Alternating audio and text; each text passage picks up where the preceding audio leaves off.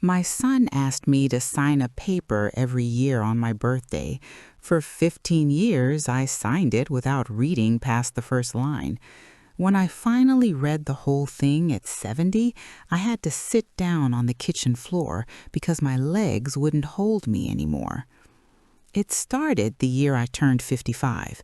Michael had just been promoted to senior partner at his law firm. He came over for my birthday dinner with his wife, Rachel, and their 2 boys, and after we'd blown out the candles, he pulled a manila folder from his briefcase.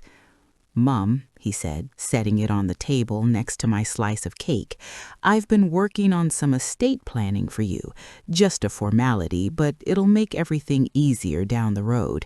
You know, when the time comes." I didn't like the phrase, "when the time comes," but Michael was a lawyer. Estate planning was what responsible people did. My husband, Tom, had died 3 years earlier, and I'd been putting off these kinds of decisions because thinking about death felt like inviting it in. "What is it exactly?" I asked. "It's called a transfer on death deed," he said. "Basically, it means the house automatically goes to me when you pass away without going through probate. Saves time, saves money, saves everyone a lot of headaches." He slid the paper across to me. The top of the document read, "Annual Reaffirmation of Transfer on Death Designation." "Why does it need to be annual?" I asked. "State law," he said, which I later learned was the first lie. "You have to reaffirm it every year or it becomes invalid. I'll bring it by on your birthday each year. Easy to remember that way." Rachel smiled at me from across the table. "It's really thoughtful of him, Margaret, taking care of all this legal stuff so you don't have to worry about it." I looked at my grandson, 8-year-old Connor, who was trying to sneak a second piece of cake. I looked at Michael, my responsible son, my successful son, the one who'd always made me proud. I picked up the pen.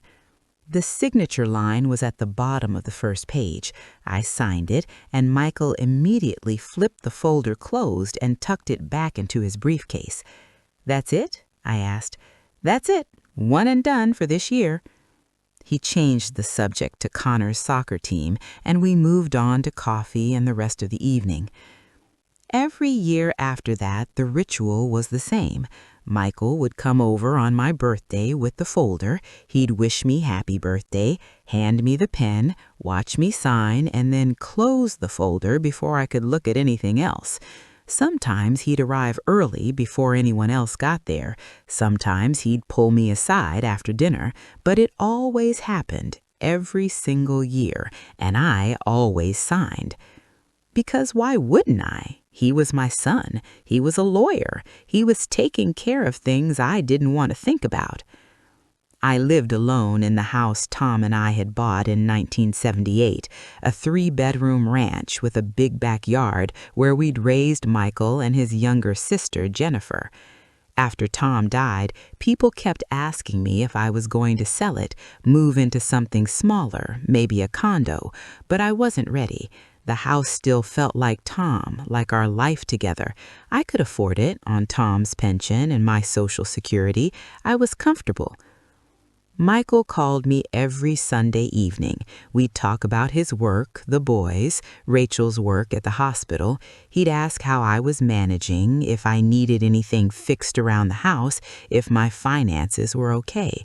He was attentive, thoughtful, maybe a little controlling, but I'd always attributed that to him being a lawyer. They like things organized, documented, settled. Jennifer lived in Seattle. She called less often, maybe once a month. She'd never been as close to me as Michael was. When Tom died, Michael handled everything: the funeral arrangements, the will, the insurance claims. Jennifer flew in for the service and flew back out 3 days later. Michael stayed. Michael helped. So when he showed up on my 70th birthday last April with the folder, I reached for the pen automatically. But this time something was different. Rachel wasn't with him. The boys weren't with him. He seemed rushed, distracted. "Just need your signature, Mom. I've got a client meeting in 20 minutes. I took the pen, but instead of immediately signing, I looked at the document, really looked at it. The header said Annual Reaffirmation of Transfer on Death Designation, just like always, but this time I kept reading. Michael's hand moved toward the folder. Mom, I really need to... Hold on, I'm reading it. You've signed this for 14 years. It's the same document. But I kept reading, and what I read made the room tilt sideways. The document didn't just transfer my house to Michael when I died. It transferred my house to Michael, period. It granted him full ownership effective immediately upon my signature, with me retaining only a life estate, which meant I could live in the house until I died, but I no longer owned it. I couldn't sell it. I couldn't borrow against it. I couldn't leave it to anyone else. And there, in paragraph 4, was the part that made me feel sick. In the event the life estate holder requires long-term care, nursing home placement, or is deemed incapacitated by a licensed physician, the property owner reserves the right to sell the property and allocate proceeds as deemed necessary for the life estate holder, with any remaining funds retained by the property owner. I read that paragraph 3 times. Michael, I said quietly, this says you can sell my house if I end up in a nursing home. Only if you need care, Mom, and only to pay for that care. It says you can keep whatever's left over. His jaw tightened. That's standard language. If there's anything left after care costs, which there probably won't be, it would go to me as the property owner. But that's years away. You're healthy. I looked up at him. I don't own my house anymore. Do you? You have a life estate. You can live here as long as you want. But I don't own it. He exhaled sharply. Technically, no, but it protects the asset from estate taxes, from Medicaid recovery, from... When did this start? When did I stop owning my house?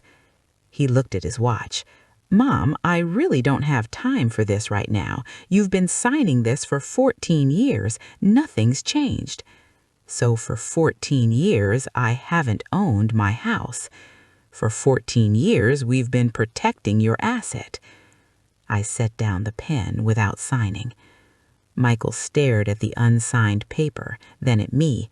Mom, if you don't sign this, the previous deed becomes invalid. You'll have to go through probate when you die, pay thousands in attorney fees, tie the house up for months. Is that what you want?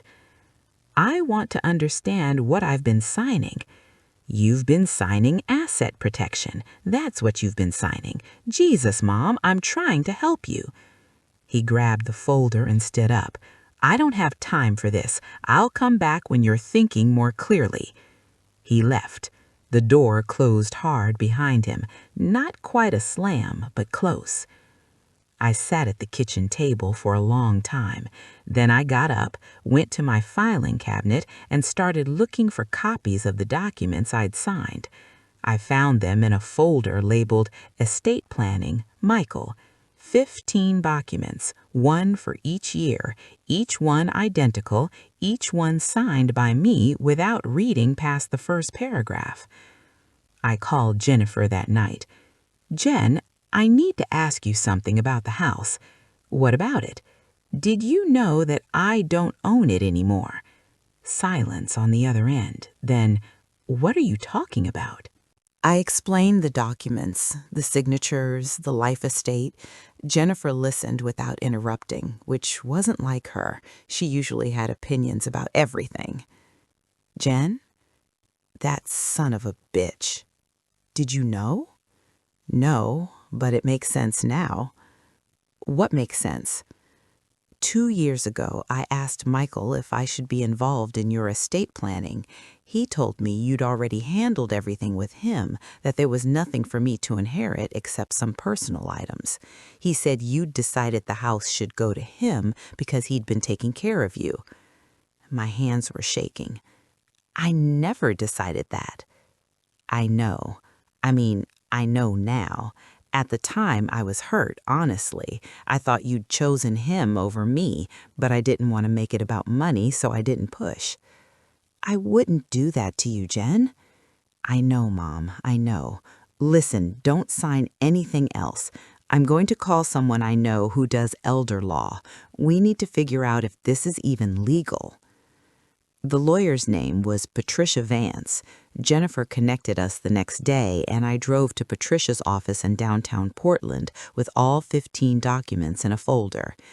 Patricia was maybe 50, with gray-streaked hair pulled back in a bun and reading glasses around her neck. She read through the first document carefully, then the second, then she started skimming faster. When she finished, she took off her glasses and looked at me. "Mrs. Coleman, I need to be very direct with you. What your son has done is legal, but it's also a form of elder financial abuse." The word abuse hit me like cold water. "I didn't steal from me," I said. "I signed the papers." "Did you understand what you were signing?" "No." "Did he explain it fully?"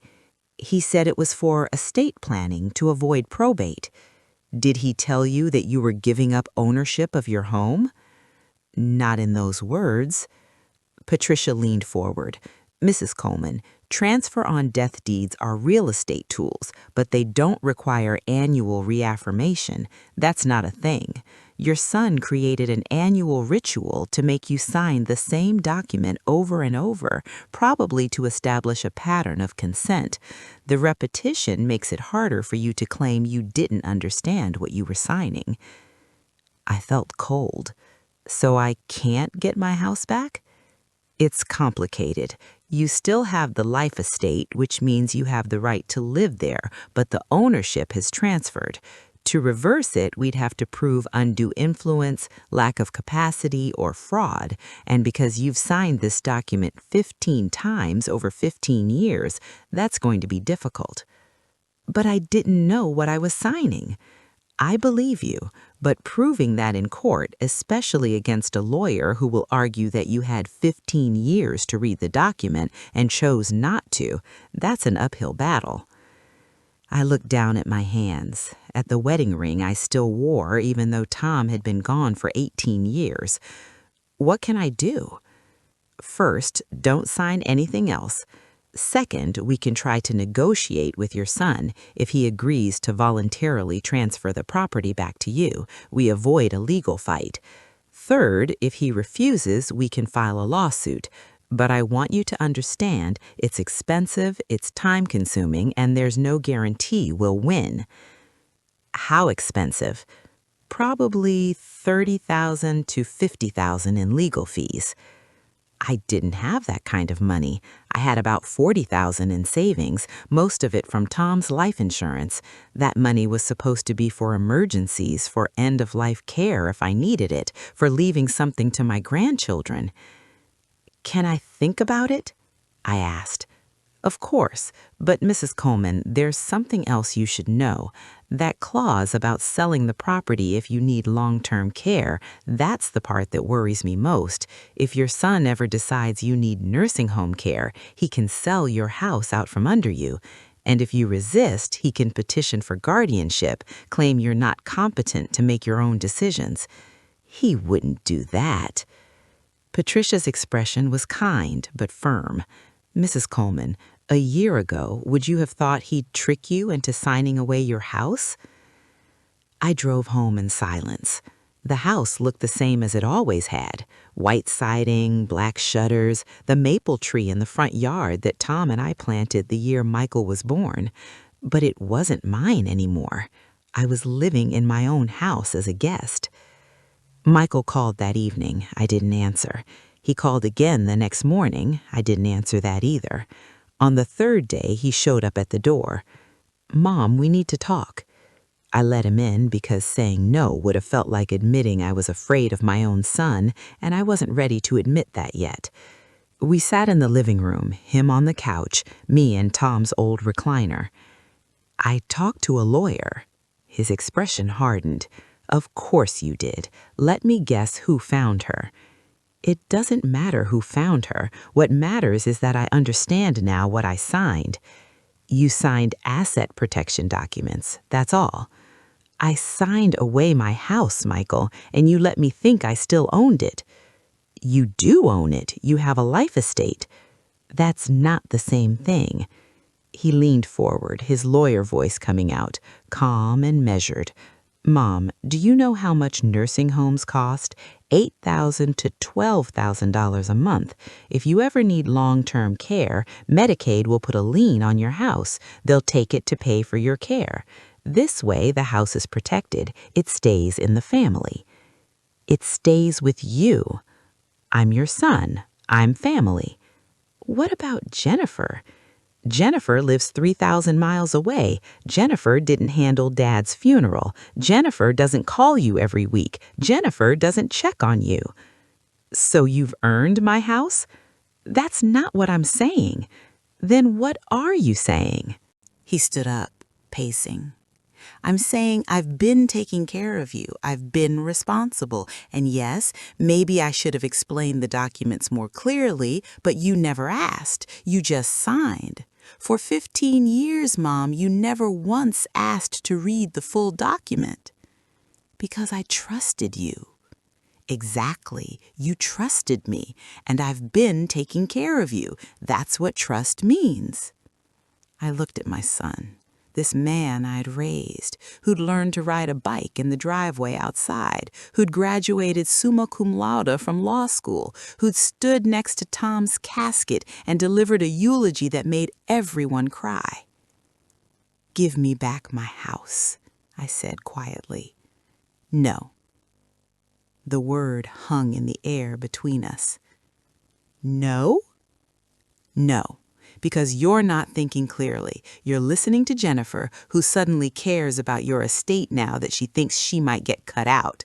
You're listening to some lawyer who probably charged you $500 just to tell you I'm a bad person, but I'm not giving the house back because 5 years from now, when you need care, you'll thank me for protecting this asset. It's not your decision to make. Actually, legally, it is. The deed is filed, the ownership is transferred, you have a life estate, Mom. You can live here until you die. That should be enough. He left again, and this time I knew he wouldn't be back unless I called him. Jennifer flew out the next week. She stayed in Michael's old bedroom, which I'd kept exactly the same since he moved out 30 years ago. And every time I walked past it, I felt the irony of my daughter sleeping in the room that belonged to the son who'd stolen my house. We should sue him, Jennifer said over coffee the morning after she arrived. I can't afford it. I'll help pay for it. Jen, you're a teacher. You don't have that kind of money either. She was quiet for a moment. What if we sell some of Dad's things, the coin collection he left you? It's probably worth something. Tom had collected coins his whole life. Silver dollars, commemorative quarters, wheat pennies, and cardboard folders. After he died, I'd kept them in his study, unable to look through them, but unable to throw them away either. I'll think about it, I said. That night, I couldn't sleep. I kept thinking about the life estate, about how I could live in this house but couldn't leave it to Jennifer, couldn't sell it if I needed money, couldn't even use it as collateral for a loan. I thought about Michael's face when he said no, the certainty in his voice like he was talking to a child who didn't understand what was good for her. I got up at 2 a.m. and went to Tom's study. I pulled out the coin collection and started looking through it, not because I wanted to sell it, but because I needed to touch something that had been Tom's, something that was still mine. In the back of the bottom drawer, underneath the folders of pennies, I found an envelope with my name on it in Tom's handwriting. My hands shook as I opened it. Inside was a letter dated 2 weeks before Tom died. Maggie, if you're reading this, I'm gone. And I'm sorry I never said this out loud. I'm worried about Michael. He's been asking me questions about the house, about the will, about your finances. He wants to know how much you'll have, what you'll inherit, whether you'll be able to manage on your own. I've been telling him it's none of his business, but he keeps pushing. Last week, he suggested I sign a power of attorney naming him as your representative in case you ever become incapacitated. I said no. I don't trust his reasons. I think he's already planning what to do with your money before either of us is gone. Be careful with him. I know he's our son, but something's not right. I can feel it. Don't let him pressure you into signing anything you don't understand. Get a second opinion. Talk to Jennifer. Don't face him alone. I love you. Tom. I read the letter 3 times. Then I called Jennifer into the study. She read it, and when she finished, she had tears in her eyes. Dad knew, she whispered. He knew. And Michael did it anyway. He waited until Dad was gone, and then he did exactly what Dad was afraid of. I thought about that first birthday after Tom's death, about how Michael had waited 3 years before bringing me the first document. Had he been planning it the whole time? Had he been waiting for me to be alone, vulnerable, grieving enough to sign without asking questions? We're suing him, Jennifer said. I don't care what it costs. Patricia Vance filed the lawsuit 2 weeks later, Coleman versus Coleman, alleging undue influence, fraudulent misrepresentation, and elder financial abuse. Michael responded with his own attorney, a senior partner from his firm, and the legal fight began. The deposition was scheduled for July, 3 months after my 70th birthday. I had to sit in a conference room with Michael's lawyer, with Patricia beside me, and answer questions for 6 hours while a court reporter typed every word. Mrs. Coleman, how many times did you sign the transfer on death deed? 15 times. And each time did you read the document before signing? The first time I read the first page. After that, no.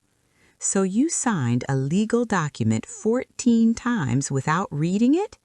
Yes. Why? Because I trusted my son. But Mrs. Coleman, you're an educated woman. You graduated from college. You worked as a school administrator for 20 years. Surely you understand the importance of reading documents before signing them. I do now. But you didn't then? Patricia objected, but the damage was done. I looked stupid, careless, complicit in my own exploitation. Michael's deposition was different. He was calm, professional, articulate. Yes, he'd had his mother sign the document annually. Yes, it was for estate planning purposes. Yes, he'd explained it was to avoid probate. No, he never explicitly told her she was giving up ownership because he assumed she understood that from reading the document. Yes, his mother was capable of reading. No, he never prevented her from reading it. She simply chose not to. And the clause about selling the property if she needs long-term care, can you explain the purpose of that? Of course. Nursing home care is extraordinarily expensive. If my mother ever needs that level of care, Medicaid will try to recover costs by placing a lien on her assets. By transferring the house to me while preserving her life estate, we protect the asset from Medicaid recovery. Any proceeds from a sale would go toward her care first, and only excess funds, if any exist, would remain with me as the property owner. It's standard asset protection planning. He sounded so reasonable, so caring, like a devoted son protecting his aging mother from the predatory systems that target the elderly. The trial was set for October. Patricia warned me it could go either way. The law is on his side, technically, but sometimes judges see through the technicalities to the moral reality underneath. We'll argue that even if what he did was legal, it was unconscionable, that he exploited your trust and your grief. In August, Rachel called me, Michael's wife. We'd always been cordial, but never close. She asked if she could come over, alone. She sat at my kitchen table, the same table where Michael had first presented me with the document 15 years ago, and she didn't look at me when she spoke. I didn't know. I swear to you, Margaret, I didn't know what he was doing. You were there the first time. You said it was thoughtful of him. I thought it was a basic estate planning document. He told me it was just to avoid probate. I didn't know he was taking the house. I didn't say anything. Last week, I found documents in his office. He's been planning this since before Tom died. There are notes, calculations, timelines. He was waiting for the right moment. Why are you telling me this? She finally looked at me. Because I have a mother, too, and if someone did this to her, I'd want to know. Will you testify? She shook her head, tears in her eyes. I can't. He's my husband. The boys need their father. If I go against him in court, our marriage is over. I can't do that to my children. So you'll let him keep my house? I'm telling you the truth. That's all I can give you. After she left, I called Patricia and told her about the conversation. Can we subpoena her? I asked. We can try, but spousal privilege means she can refuse to testify against him, and without her testimony, all we have is hearsay. So it doesn't matter? It matters. It tells us we're right, but it doesn't help us prove it. The trial lasted 3 days. Patricia called me to the stand first. I told the story of the annual signings, of Michael's rushed explanations, of my trust, of Tom's letter warning me to be careful. Michael's lawyer cross-examined me, pointing out that I'd had 15 opportunities to read the document, that I'd never asked Michael to explain it more fully, that I'd never consulted another attorney until after Jennifer got involved. Isn't it true, Mrs. Coleman, that you're only contesting this now because your daughter convinced you you'd been wronged? No, I'm contesting it because I finally read what I signed. But you could have read it at any time in the previous 15 years. Yes. You chose not to. Yes. And now you want the court to undo a legal transfer of property because you regret your choice not to read a document before signing it? I looked at the judge, an older woman with white hair and sharp eyes, and I said the only true thing I could think of. I want the court to understand that my son used my trust against me. That's what happened here. I trusted him, and he knew I trusted him, and he used that trust to take my home. Michael testified that he'd acted in my best interests, that he'd been protecting the family asset, that he'd never intended to sell the house unless I needed long-term care. He presented documentation showing that he'd paid for repairs on the house over the years, that he'd handled my taxes, that he'd been an involved and caring son. I love my mother, he said on the stand. Everything I've done has been to protect her and her future. I'm heartbroken that she's been convinced I've done something wrong. Jennifer testified about Tom's letter, about Michael cutting her out of the estate planning, about his pattern of control. Michael's lawyer painted her as a resentful daughter who lived across the country and suddenly cared about money now that there was a lawsuit. On the 3rd day, the judge asked if there were any more witnesses. Patricia said no, Michael's lawyer said no, and the judge said she'd issue a ruling within 30 days. We waited. September turned to October. Leaves fell in the backyard, and I raked them alone, moving through the motions of caring for a house that wasn't mine anymore. Jennifer called every other day. Michael didn't call at all. On October 15th, Patricia called me. The judge ruled. I sat down. And? She ruled in your favor. I couldn't speak. The judge found that Michael's conduct constituted undue influence and fraudulent misrepresentation. She's ordering the property transferred back to you, with Michael responsible for all legal fees and court costs. Both sides' fees? Both sides. She was very clear in her ruling. I'm reading from it now. Quote, while the defendant's actions may have been technically legal, they represent a troubling exploitation of parental trust and constitute a form of elder financial abuse that this court cannot condone. The plaintiff's repeated signatures do not constitute informed consent when the defendant deliberately created conditions designed to prevent full understanding of the documents being signed. I was crying, and I didn't realize it until I tried to speak and couldn't get words out. "Margaret, are you okay?" "I'm okay. I didn't think we'd win." Neither did I, honestly, but the judge saw what was happening. She saw through the technicalities to the human reality underneath. The house was mine again by November. The deed was re-recorded in my name, with no life estate, no annual reaffirmations, no clauses about nursing homes or long-term care, just my name, Margaret Ann Coleman. Michael sent me a letter after the ruling. Not an apology, just a statement that he believed he'd acted appropriately and that he was disappointed the court had failed to understand his intentions. He said he needed space and wouldn't be contacting me for the foreseeable future. He didn't mention the boys. He didn't mention holidays. He just signed his name at the bottom, and that was it. Rachel called to apologize again.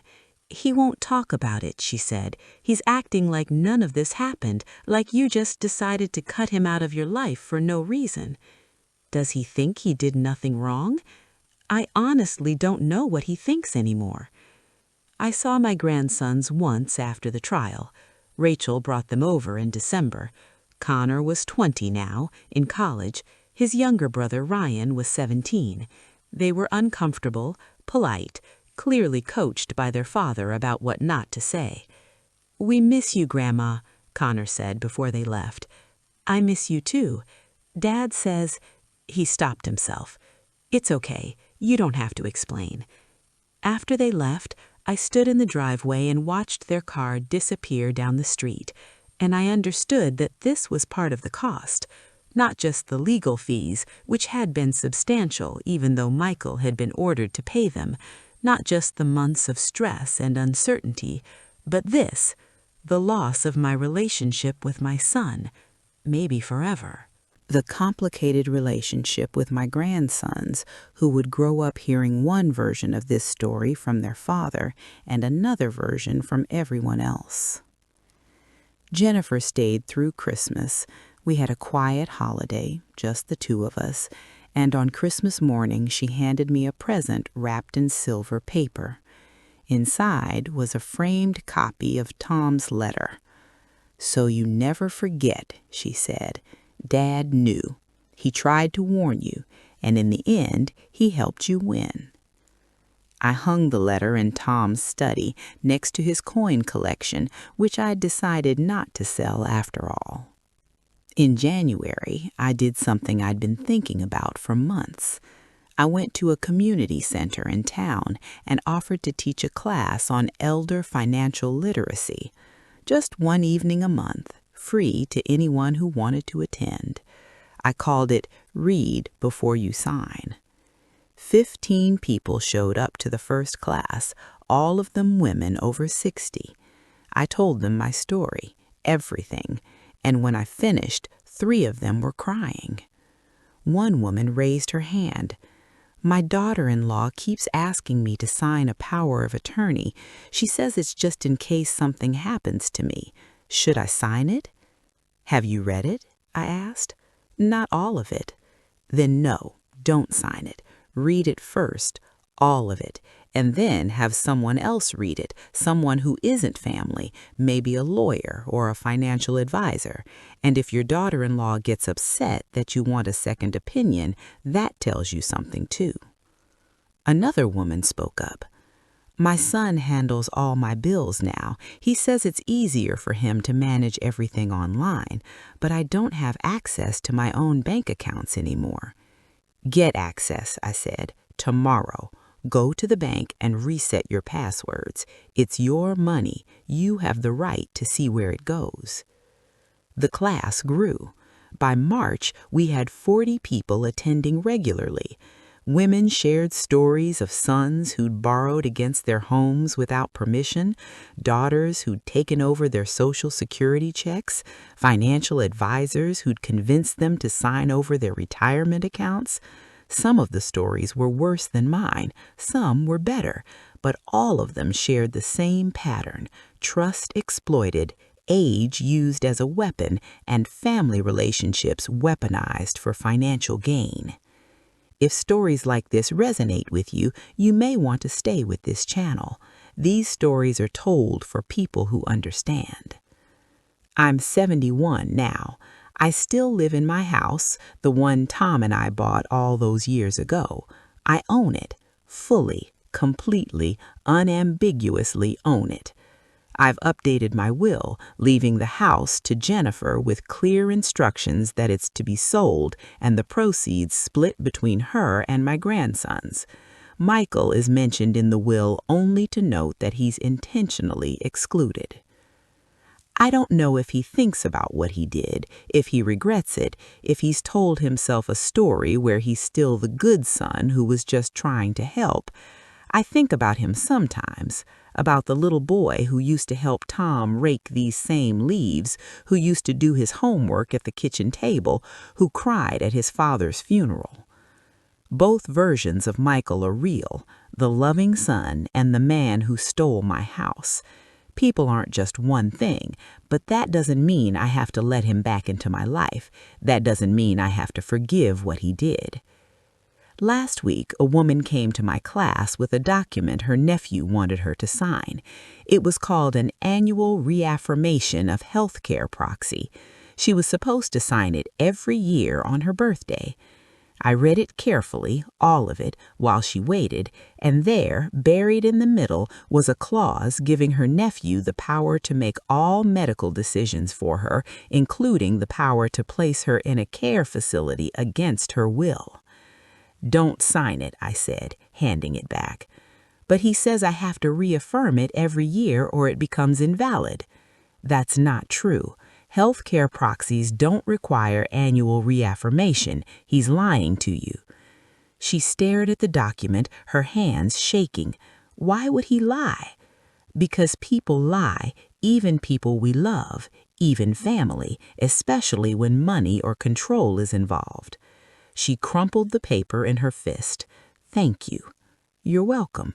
Now go home and make sure you still have access to all your accounts." That's what I do now. I teach people to read what they sign. I teach them to question, to verify, to protect themselves, even from the people they love. Because love should never require blind trust. Real love can handle questions. Real love wants you to understand what you're agreeing to. Michael asked me to sign a paper every year for 15 years, and I did, because I trusted him. When I finally read it, I learned that trust without verification is just another word for vulnerability, and vulnerability in the wrong hands becomes a weapon. I own my house now. I own my story, and I'm making sure that other people can say the same thing. That's enough for me.